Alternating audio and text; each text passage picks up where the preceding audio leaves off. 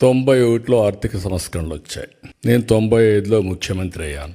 93 ఆ ప్రాంతంలో internet revolution వచ్చింది. ఎవ్వరూ చేయని సాహసాలు నేను చేశాను. ఆ విషయం మీరు గుర్తుపెట్టుకోవాలి. మొట్టమొదటిగా సెకండ్ జనరేషన్ రిఫార్మ్స్ నేను ప్రారంభించాను. అక్కడి నుంచి ఐటీకి ప్రాధాన్యత ఇచ్చాను.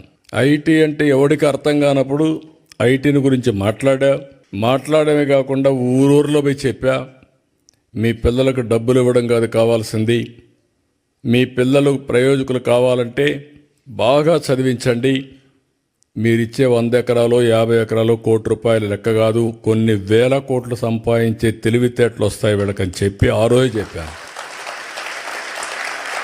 చాలామంది మీరు చూస్తే చరిత్రలో విలేజ్ నుంచి మండలానికో టౌన్కి వెళ్ళిపోయి పిల్లల్ని చదివించడానికి కాపురాలు పెట్టారు. అంటే నా మాట మీద నమ్మారు. నమ్మిన వాళ్ళందరూ బెనిఫిట్ అయ్యారు, నమ్మని వాళ్ళు మళ్ళీ కొంచెం నష్టపోయారు. అది వేరే విషయం. చరిత్రలో అందరూ నమ్మలేరు. అదే మరి హైదరాబాద్ని డెవలప్ చేస్తామంటే నేను చెప్పా ఏం జరగబోతుందో హైదరాబాద్లో అని. తెలివైన వాళ్ళు ముందుండేవాళ్ళు పెట్టుబడులు అది కూడా చెప్పాను. మీరు కూడా భూమి అమ్మద్దండి అని కూడా చెప్పేవాడిని. ఇప్పుడు అమ్మేస్తే మళ్ళీ విలువ పెరుగుతుంది, అప్పుడు బాధపడతారు, ఏదో అవసరం కొద్దికే ఇచ్చేయమని చెప్పాను.